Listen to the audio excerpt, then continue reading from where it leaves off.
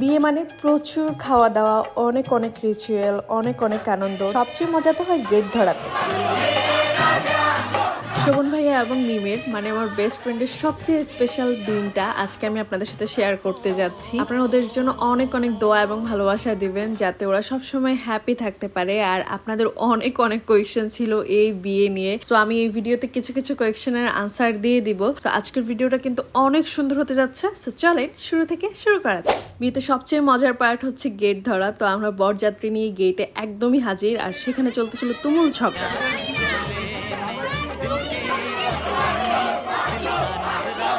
টাকা নিয়ে কথা কাটাকাটি বার্গেন করার মধ্যে কিন্তু আলাদা একটা মজা আছে। তো অনেকক্ষণ ঝগড়াঝাটি করার পরে আমরা ফাইনালি ভেন্যুতে এন্ট্রি নিলাম, আর ভেন্যুটা খুবই সুন্দর ছিল। নতুন বউকে দেখার জন্য তো আলাদা একটা এক্সাইটমেন্ট কাজ করে। তো আমি সরাসরি আমার ফ্রেন্ডের এখানে চলে আসি। মাশাআল্লাহ মাশাআল্লাহ, ওকে এত সুন্দর লাগতেছিল। সবাই ওর জন্য অনেক দোয়া করবেন। আর আপনাদের মধ্যে কি কেউ এমন আছেন যারা নতুন বউকে দেখতে অনেক বেশি এক্সাইটেড থাকেন? আর গ্রুম এদিকে বউয়ের জন্য অনেকক্ষণ ওয়েট করতেছে। ফাইনালি ওরা হচ্ছে একজন আরেকজনকে দেখবে, মানে বউ সেজে কেউ বর সেজে।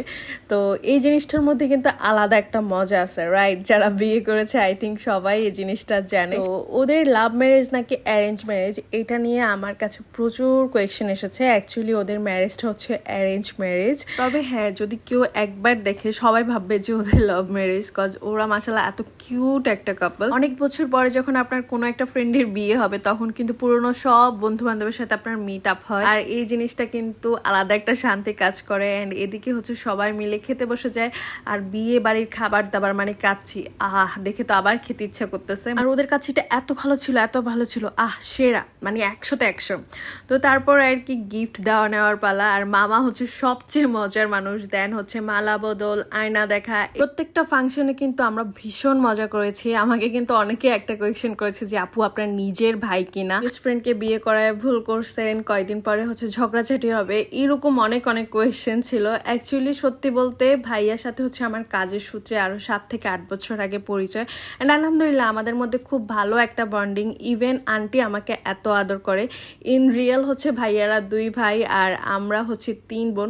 তো ভাইয়া কিন্তু সবসময় আমাকে অ্যাজ এ বোন ট্রিট করে। ইভেন বিয়ের প্রত্যেকটা রিচুয়ালে এত এত ইম্পর্টেন্স দিয়েছে। আর আন্টি আঙ্কেল তো আমাকে অনেক আদর করে। সত্যি বলতে আমার কখনোই ফিল হয় না যে আমি বাইরের একজন মানুষ, বা তারা আমার একদম আপন বাবা মা হবে, এরকম কিছু না। সো আই থিঙ্ক কিছু কিছু সম্পর্ক কিন্তু হচ্ছে রক্তের সম্পর্ক থেকেও বেশি, রাইট? অনেকগুলো ইমোশনাল কথা বলতে বলতে আমরা কিন্তু অলরেডি বউকে নিয়ে চলে এসেছি, আর এখন হচ্ছে বধূ বরণ করার পালা।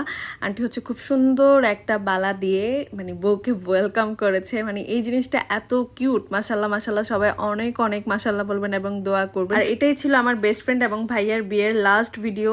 রিসেপশন আরো কয়েক মাস পরে। তো এখন তার আমি বাংলাদেশে না যে আমি এই ভিডিও শেয়ার করতে পারবো। যদি বাংলাদেশে যাওয়া হয় ডেফিনেটলি আমি শেয়ার করবো। আল্লাহ হাফেজ।